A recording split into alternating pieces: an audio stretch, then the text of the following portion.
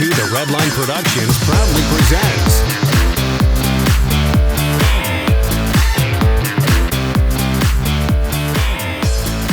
Good evening, YouTube. Well, I got a lot of positive feedback from you guys on that night video I did on the 2012 G37. So some of you have been asking me how the 2010 GTI has been doing. Thought I would do a quick update video and a quick night drive video of the car since we've had it for a little over a month now.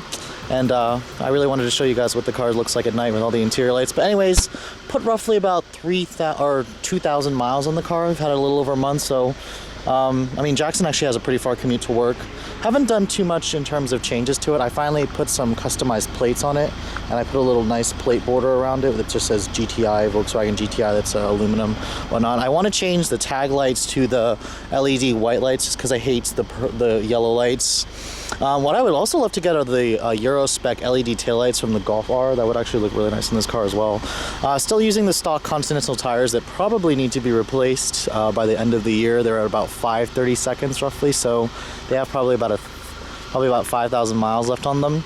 And the roads are a little bit wet right now, as you can see, so I'm going to be a little bit cautious when I'm showing you guys a little test drive route.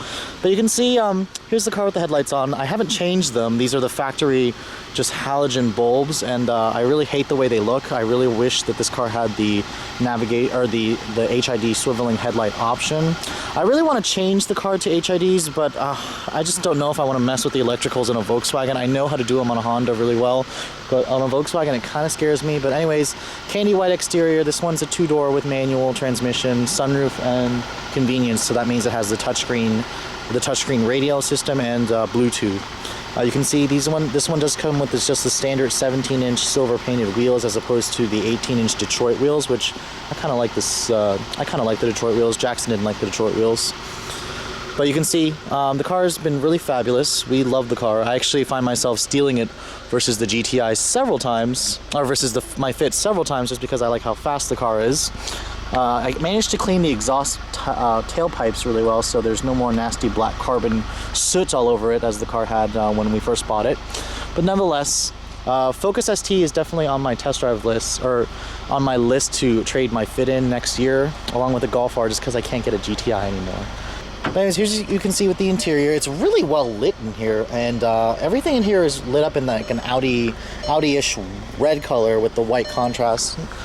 Not exactly surprised since this is an Audi Volkswagen product. You can see the window switches are really nicely lit up. The radio controls all lit up in the red. The gauges, red needles, white background lighting. It all looks really classy, really nice. I really love the footwell lighting, and even above here you have your LED accented mood lighting, which kind of right there, you can see right there, it shines down and it lights up everything down here. Very, very nice.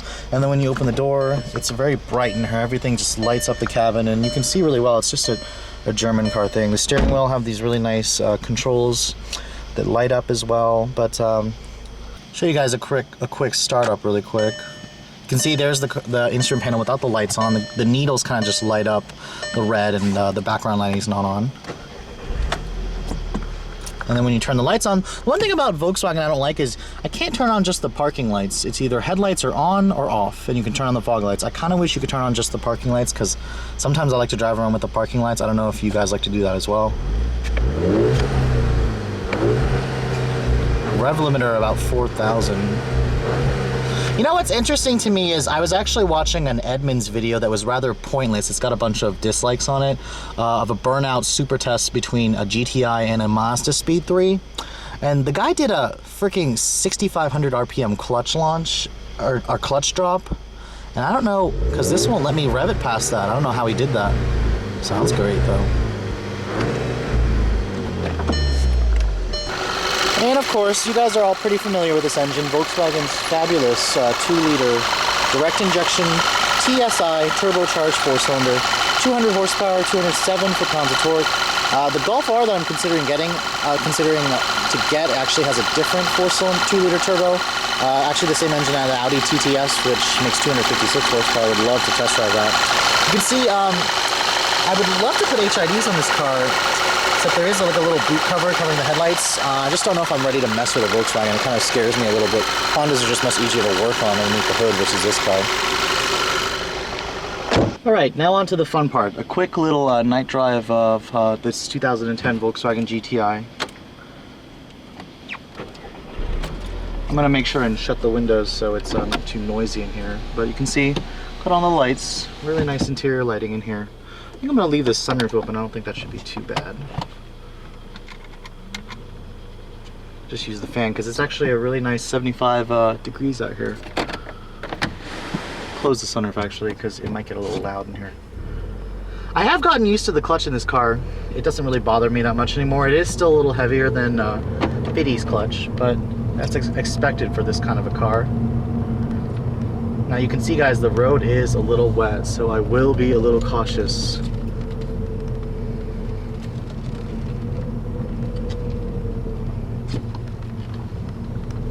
I think I'm gonna have to cut the AC on just because freaking windows are fogging up. I hate it when it's this kind of temperature outside because it makes the windows fog up.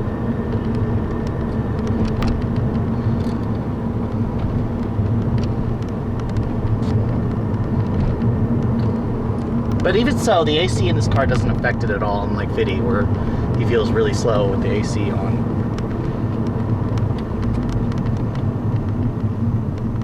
Yeah, the worn out tires in here definitely contribute to a lot more road noise than the car is supposed to have.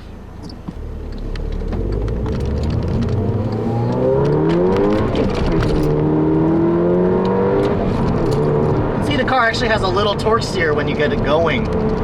But it's not as bad as the Speed 3, definitely. But definitely if you are taking a turn, you better hold on to the wheel a little bit.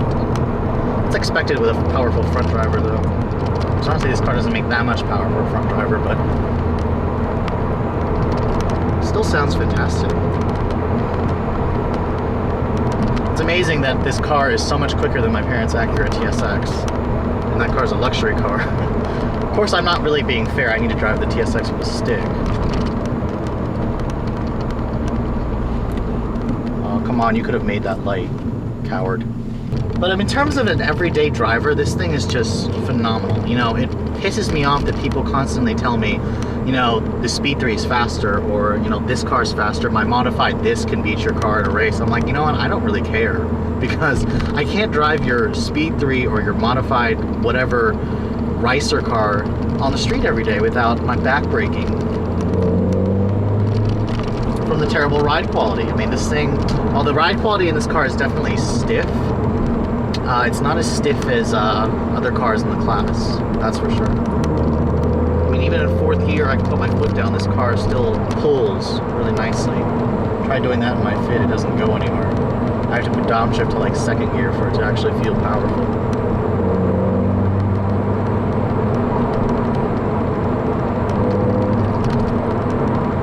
I mean, in terms of as a daily driver, this thing is still fantastic. It's still very refined. You know, I'm thinking about getting a Focus ST next year to trade in my Fit, and it's gonna have a lot of living up to do with this. It has to compete with this car. I mean, in terms of everyday use, it needs to be as comfortable as this car.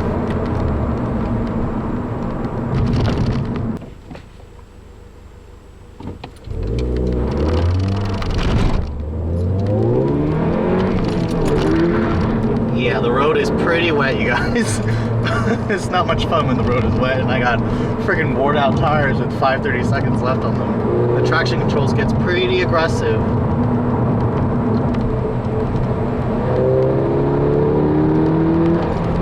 The car's engine just sounds fantastic. I have no complaints.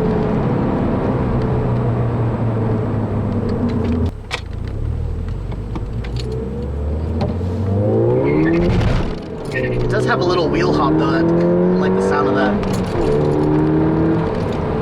The wheel hop kind of makes me a little uneasy. I try to limit, you know, full throttle accelerations in first gear, just because the wheel hop can sound a little concerning to me. But I'm curious. I haven't driven a Mazda Speed 3 in so long. I'm curious if the Speed 3 is this bad. Let's do a little normal acceleration though. normal acceleration wise, you can, be as smooth as you can. And, when you have passengers in this car, I try not to, or whenever I have passengers in the car, I try to think about them. I don't want their heads jerking. I don't want them complaining that I'm too jerky or the ride's too stiff or I'm scaring them. So when you are, just driving like a normal person, this car is great.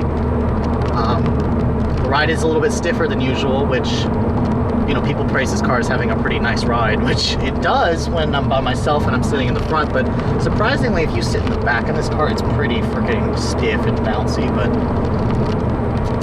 it's not bad though. Still, Volkswagen's still the most refined, at least until I drive the new Focus ST out in the real world and see how it drives. Gas miles for this car has been pretty good, about 20 in the city and about 30 on the highway. Usually about 29 on the highway. It's rare that you'll get over 30, just because it does rev a little higher than it should, but that's all due to the gearing of the 6-speed. It's geared for power, not for fuel economy, which is why the DSG gets better gas mileage.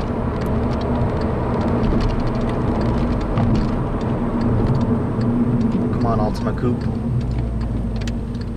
You coward. I'm so mean when I drive, sorry. Pick a side.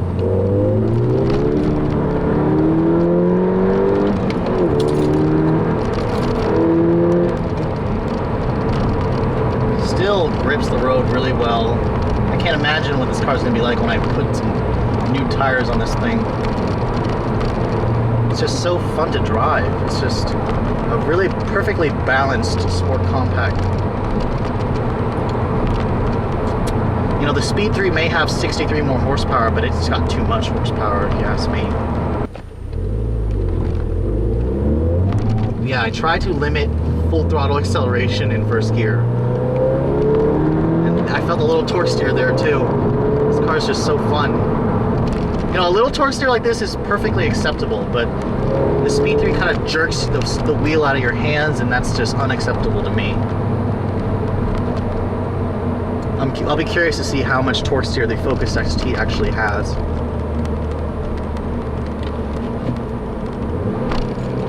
That was a pretty bad downshift there, but it's okay.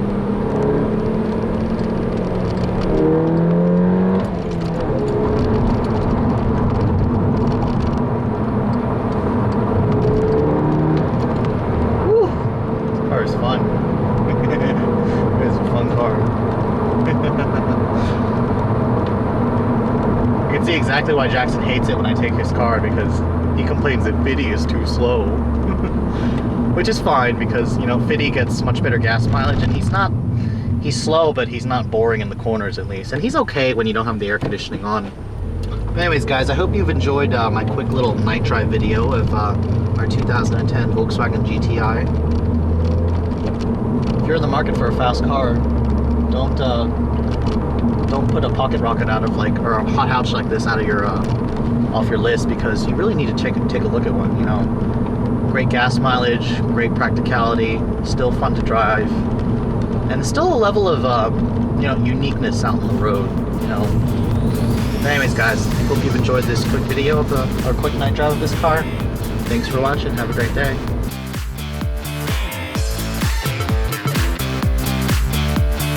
Yeah, here's some legal stuff for you. The views and opinions expressed in the following video may not necessarily reflect those of the title holding automotive dealer or the entity they represent. All videos are filmed with permission by a professional driver on a set course with the collaboration and assistance of local law enforcement authorities. Do not attempt. Logos and brandings of vehicle manufacturers, dealerships, and online social media sites are the sole property of their respective representation used with permission. The To The Redline logo, soundtrack, and web resources, as well as all other associated media, are copyrighted intellectual property of To The Redline LLC. All rights reserved.